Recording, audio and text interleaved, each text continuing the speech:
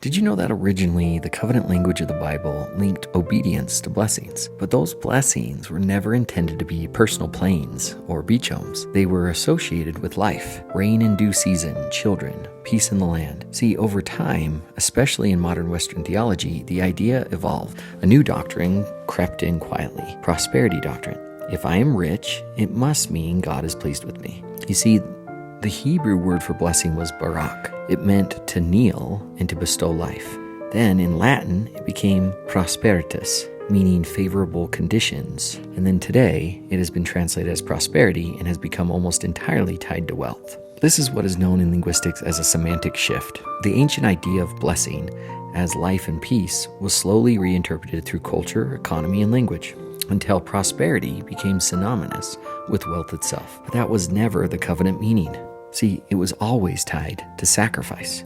Some of us really believe that prosperity means God is pleased with us. You say things like, God is great.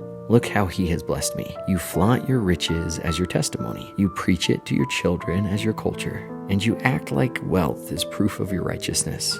But deep down, you have to feel that twinge of guilt in your stomach. You have to ask, would Jesus recognize this as discipleship? Or are you just comfortable with it?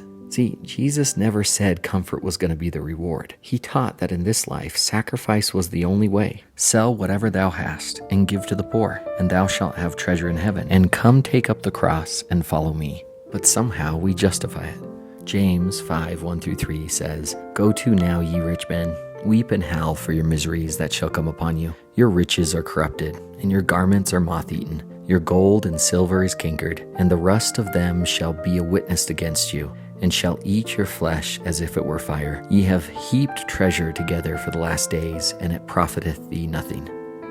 But don't worry, you still have a choice. You can keep building up your own kingdom, keep living for your next comfort, your next vacation, or you can start tearing it all down now, blessing those around you who really need it, and following Christ where he actually is. Spencer W. Kimball once said, The Lord does not bless you with affluence so that you can spend it selfishly. The possession of riches does not necessarily constitute sin, but sin may arise in the acquisition and the use of your wealth. If you set your hearts upon riches, you have already failed. Remember, and if it seem evil unto you to serve the Lord, choose you this day whom ye will serve, whether the gods which your fathers served that were on the other side of the flood, or the gods of the Amorites, in whose land ye dwell. But as for me and my house, we will serve the Lord. We all have a choice. We can choose to indulge in the luxuries around us, while the other children of God suffer. Or we can open our eyes, empty our hands, and help build Zion instead of building the kingdom of our own.